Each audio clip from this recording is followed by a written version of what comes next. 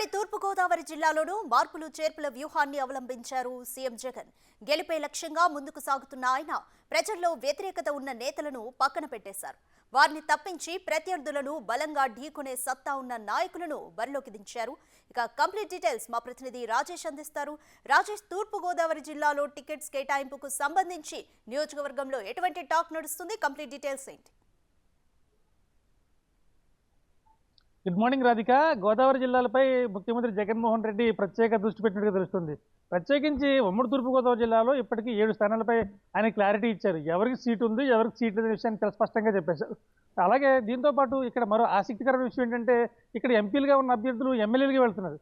ఇది మామూలుగా అయితే ఎమ్మెల్యేగా ఉన్న అభ్యర్థులు ఎంపీలుగా వెళ్తే అదొక ప్రమోషన్గా భావించవచ్చు. కానీ ఇక్కడ ఎంపీగా ఉన్న అభ్యర్థులు ఇద్దరు కూడా ఎమ్మెల్యేలుగా వెళ్తున్నారు. రాజమండ్రి ఎమ్మెల్యే మార్గాని భరత్రామ్, అలాగే కాకినాడ ఎమ్మెల్యే వంగా గీత, వీళ్ళిద్దరూ కూడా ఈరోజు ఎమ్మెల్యేలుగా ప్రకటించబడ్డారు. రాజమండ్రి ఎమ్మెల్యే మార్గాని భరత్రామ్ రాజమండ్రి సిటీ నుంచి పోటీ చేస్తున్నారు. కాకినాడ ఎంపీ వంగా గీత పిఠాపురం టౌన్ నుంచి పోటీ చేస్తున్నారు. వీళ్ళిద్దరూ కూడా ఇప్పటిదాకా ఎంపీలుగా కొనసాగారు. ఇప్పుడు రాబోయే ఎన్నికల్లో ఎమ్మెల్యేగా వైసీపీ తరఫున బరిలో దిగబోతున్నారు. అసలు అంటే ఆసక్తికరమైన అంశం అంటే ఇప్పటిదాకా చూసుకుంటే మొత్తం 7 కాన్స్టిట్యూన్సీలు కోనసీమ జిల్లాకు వచ్చేసరికి మన పీగన్నవరం, రామచంద్రపురం ఈ రెండు కూడా అభ్యర్థులు మార్పులు చోటు చేస్తున్నాయి. పీగన్నవరంలో ఇప్పటిదాకా కొండేటి చిట్టుబాబు ఉన్నారు. ఆయన గత 4 ఏళ్ళుగా పనిచేస్తూనే వచ్చారు. అయితే అక్కడ ఆ స్థానంలో తీసేసి అక్కడి నుంచి జడ్పీ చైర్మన్గా ఉన్న విప్పర్తి వేణుగోపాల్ను పీగన్నవరం అభ్యర్థిగా జగన్ ప్రకటించారు. అలాగే రామచంద్రపురం సంబంధించి ఒక ఆసక్తికరమైన అంశం, అక్కడ మంత్రిగా పనిచేస్తున్న చెల్లుబోయిన వేణుగోపాలకృష్ణ అక్కడ పనిచేస్తున్నారు. ఆయన్ని తీసుకొచ్చి రాజమండ్రి రూరల్గా కేటాయించారు. అక్కడ రామచంద్రపురం సిటీకి సంబంధించి పిల్లి సుభాష్, అదే పిల్లి సూర్యప్రకాష్, పిల్లి సుభాష్ తమ్ముడు కొడుకు పిల్లి సూర్యప్రకాష్ను రంగంలో, ఎందుకంటే రామచంద్రపురం సీటుకి సంబంధించి పిల్లి కుటుంబానికి అలాగే తోటతీముడు చెల్లుబోయినకు మధ్య అనేక సార్లు గొడవ జరిగిన సంగతి తెలిసింది. ఈ నేపథ్యంలో ఒక్కోసారి పిల్లి సుభాష్ చంద్రబోస్ అక్కడ సీటు నుంచి వైసీపీకి రాజీనామా చేస్తున్నట్టుగా ప్రకటించిన సంగతి కూడా తెలిసింది. అప్పుడు జగన్మోహన్ రెడ్డి సుభాష్ చంద్రబోస్కి ఒక మాట ఇచ్చారు, ఖచ్చితంగా ఆ సీట్ నీకే, ముందు నువ్వు అడిగి పనిచేసుకొని చెప్పడంతో ఆ రాజీనామా నుంచి వెందిరిగారు. ఆ తర్వాత జరిగిన రాజకీయ పరిణామాల నేపథ్యంలో ఈరోజు ఖచ్చితంగా ఆ సీటు పిల్లి సూర్యప్రకాష్కే చెల్లింది. అక్కడి నుంచి అక్కడున్న సిట్టింగ్ అభ్యర్థి మంత్రి అయిన చెల్లుబోయిన వేణుగోపాలకృష్ణని రాజమండ్రి రూరల్ తీసుకొచ్చారు. రాజమండ్రి రూరల్లో ఇప్పటికే టీడీపీ బలంగా అక్కడ ఎమ్మెల్యే గోరెంట్ల బుచ్చి చదువుతున్నారు.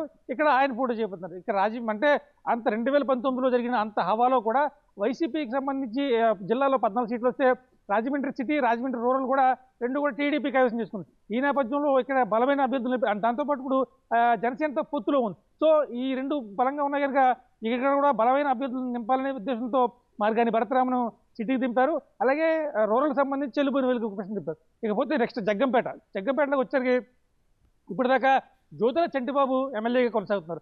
అయితే ఆయన గత ఒక 10 రోజుల క్రితం ఆయన జగన్ పిలిపించి చంటిబాబుకు ఈసారి నువ్వు సీట్ నుంచి తప్పుకోవాలని చెప్పి అడగడంతో వెంటనే చంటిబాబు అక్కడ చెప్పి వచ్చేశారు. వచ్చిన తర్వాత ఇంటికి వచ్చిన తర్వాత ఆయన కార్యకర్తలతో తన మనోభావాలు పంచుకోవడంతో పాటు టీడీపీకి వెళ్ళాలా, వైసీపీకి వెళ్ళాలా, జనసేనకి వెళ్ళాలనేది కొంత చర్చ జరిగింది.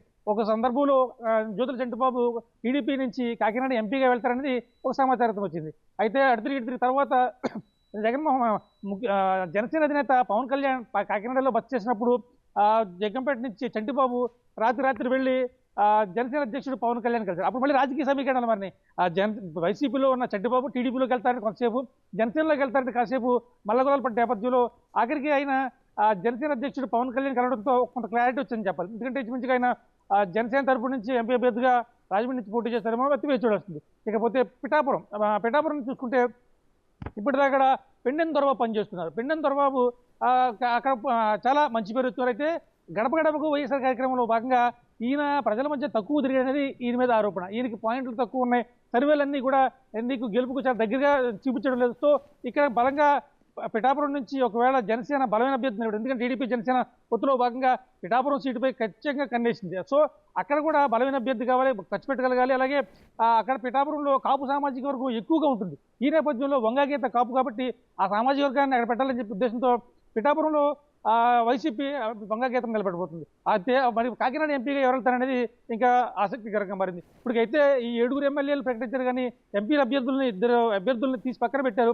అయితే ఇక్కడ కొత్తగా ఎంపీగా ఎవరు వస్తారనేది ప్రస్తుతం మాత్రం ప్రశ్నార్థకంగా మారిందని చెప్పాలి రాధిక. రైట్ రాజేష్, ఎంపీ అభ్యర్థుల్ని ఎమ్మెల్యేగా ఉన్న అభ్యర్థుల్ని ఎంపీగా మార్చడంలో జగన్ వ్యూహం ఏమై ఉంటుందని అనుకోవచ్చు?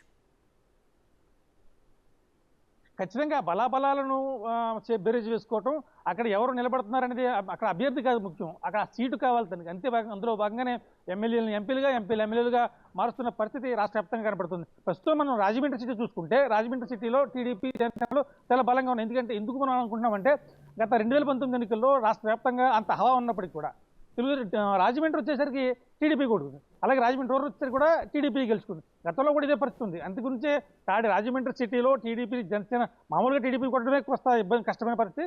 ఇక జనసేన కలిసిన తర్వాత ఈ రెండింటిని ఢీకొట్టాలంటే బలమైన అభ్యర్థులు కావాలి, ఆర్థికంగా, రాజకీయంగా, సామాజికంగా ఇలా బలమైన అభ్యర్థులు కావాలి.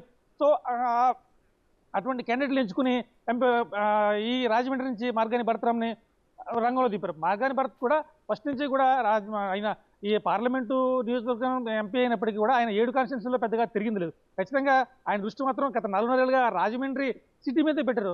తరచూ ఆదిరెడ్డి వాళ్ళ మీద ఆరోపణలు చేయడం, ఆదిరెడ్డి వాసు వాళ్ళు కానీ వీళ్ళ ఆరోపణలు చేయడం, రాజకీయం అంతా కూడా ఆదిరెడ్డి వర్సెస్ మార్గాని భరత్రామ్ వీళ్ళిద్దరి మధ్య కొట్లాడిందని చెప్పాలి. ఈ నేపథ్యంలో ఈ రాజమండ్రి నుంచి పోటీ చేసేందుకు భరత్రామ్ మొగ్గు చూపడంతో వెంటనే ఇక్కడ ఢీకొట్టాలంటే మొదటి నుంచి కూడా మాటల యుద్ధం కావచ్చు, ఇంకొకటి కావచ్చు, అంటే ఆందోళన కావచ్చు, వీళ్ళిద్దరు కూడా మార్గాని వర్సెస్ ఆదిరెడ్డి ఈ 2 కుటుంబాల మధ్య జరుగుతున్న నేపథ్యంలో అక్కడ ఆదిరెడ్డి కుటుంబానికి ఇతను సరైన పర్సన్ అని చెప్పి జగన్ ఎంపిక చేసుకోవడం జరిగింది. సో అందువల్ల ఎంపీని ఎమ్మెల్యేగా చేసి రాజమండ్రి సీట్కి కేటాయించారు. ఇకపోతే పిఠాపురం గారు చూసుకుంటే వంగగీత ఎంపీగా కొనసాగుతున్నారు. అయితే అక్కడ ఆమె అలా కొనసాగేవారు, కానీ పిఠాపురంలో వాళ్ళకి బలమైన అభ్యర్థి కావాల్సి వచ్చింది. ఆ పెండెం దొరబాబు కంటే బలమైన వ్యక్తి కావాల్సి వచ్చింది. సో అక్కడ ఏం చేయాలి అర్థం కాక స్థానికంగా ఉన్నవాడు అంటే వంగగీత పిఠాపురం వాస్తవ్యురాలు. సో అక్కడి నుంచి ఆవిడ్ని తరలించి పిఠాపురం అభ్యర్థిగా నిలబెడితే గతంలో కూడా ఆమె అక్కడి నుంచి గెలిచారు, మంత్రిగా పనిచేశారు. సో ఈసారి ఆవిడ పెడితే కనుక ఖచ్చితంగా సీటు గెలుచుకుంటుందనేది వైఎస్ జగన్ అభిప్రాయం. ఈ నేపథ్యంలోనే ఎంపీలను ఎమ్మెల్యేలుగా, ఎంపీలుగా కూడా